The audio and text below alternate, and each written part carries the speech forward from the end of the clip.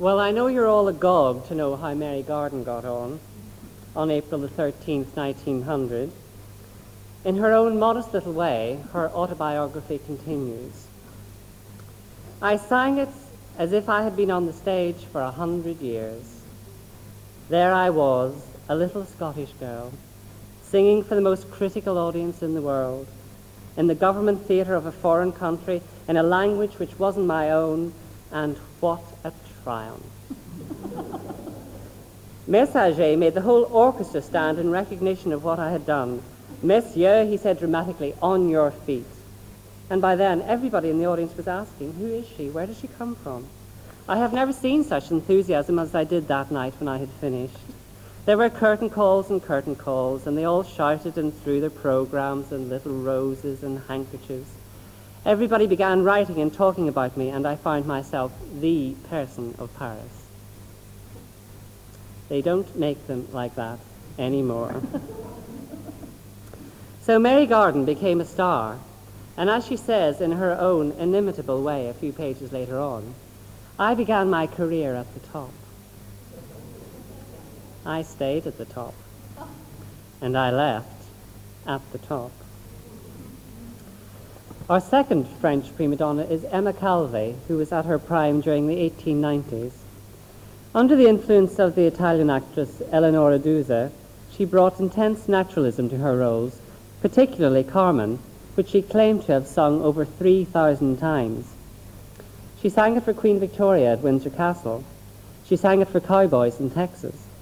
She even sang it for the Sultan in Constantinople in his harem, and became rather concerned when she saw a gleam in his eyes as he watched her dance the seguidilla.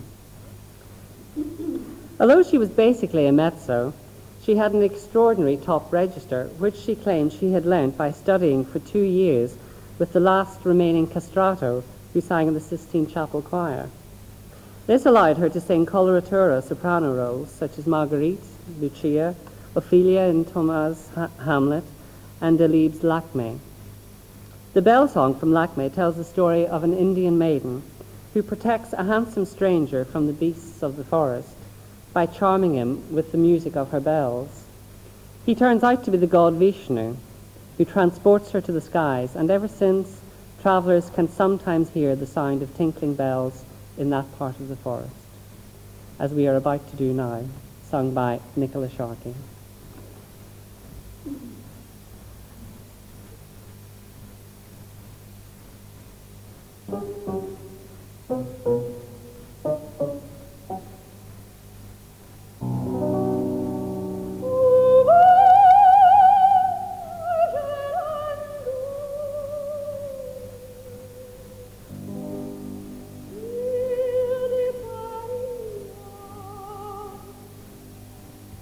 Oh